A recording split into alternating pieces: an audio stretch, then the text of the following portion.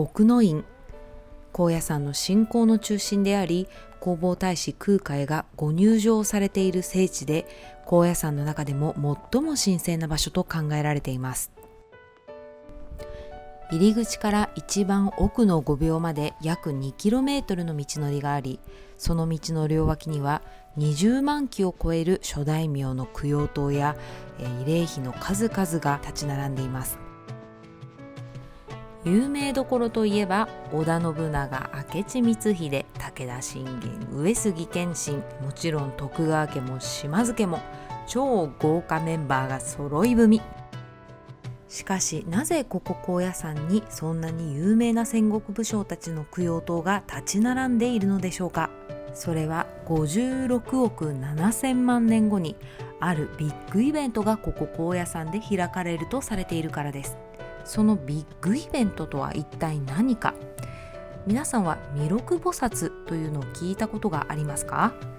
弥勒菩薩は釈迦の滅後56億7000万年後に釈迦が生きている間に救いきれなかった一般ピーポーを救いにやってくるとされている仏教界のスーパースターです。現在は兜率天というところで修行中であるというふうにされています。でその56億7000万年後、弥勒菩薩様は3回だけ現れて説法をしてくれるというふうに信じられています。その話聞きたいですよね。しかし弥勒菩薩様は一体どこに現れるのでしょうか。空海はこんな遺言を残して入場されたと言われています。我が亡き後は兜率天に往生し弥勒菩薩に仕える。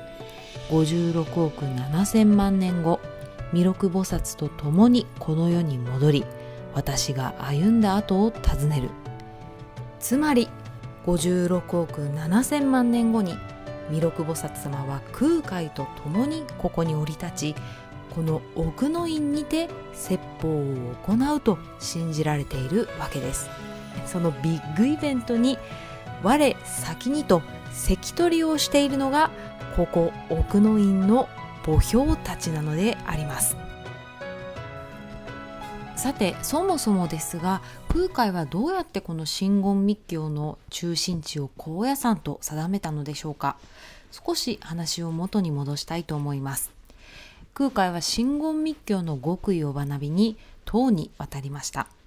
本来であれば20年間滞在するルールになっていましたが、わずか半年で密教をマスターした空海は残りの留学期間を切り上げて日本に帰国することを決意します。ここまでのお話は高野山ナンバー1の動画で語っておりますので、どうぞご覧ください。帰国の途に着く直前、空海は私が受け継いだ密教を広めるためのふさわしい土地を示したまえと願いを込め、密教法具の一つである三鈷書と呼ばれる道具を東の空に向けて投げました。日本に帰国後、空海は修禅道場にふさわしい土地を探す旅に出ました。導かれるようにここ高野山にたどり着きます。そして空海は高野山の松の枝にあの時投げた三鈷書が引っかかっているのを発見しました。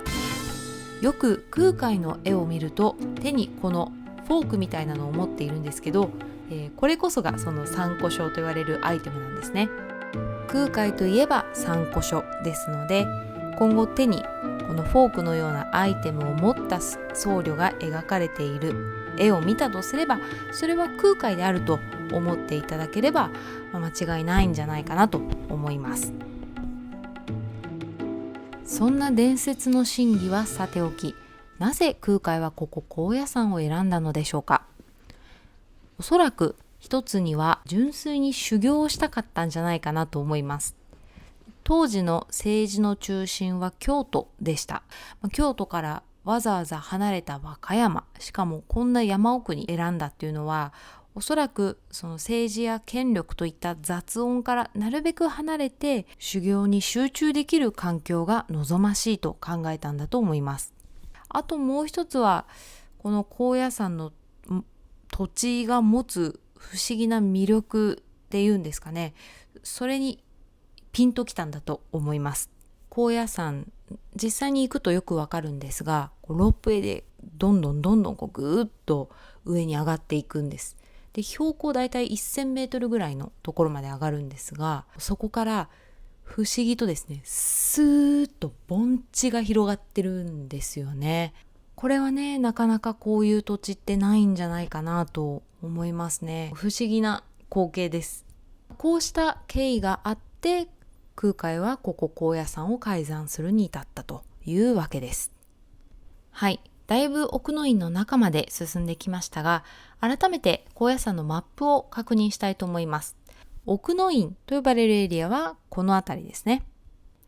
で、ちょっと奥の院の部分を拡大したいと思います。入り口はここ一の橋がスタート地点です。で、ゴールはこちら、今でも空海が永遠の瞑想を続けておられるという5秒になります。一の橋から5秒まで片道約2キロあります。その2キロの間、5秒にたどり着くまで橋を3回渡ることになりますが、最後の3つ目の橋が5秒橋と言われています。この5秒橋を渡れば、お大師様の霊域の中になります。以前はこの霊域の中に入るときは、この5秒橋の下を流れる川があるんですけれども、この川の中に全身水に浸かって体を清めてからでないと、この霊域の中には入れないという決まりだったそうです。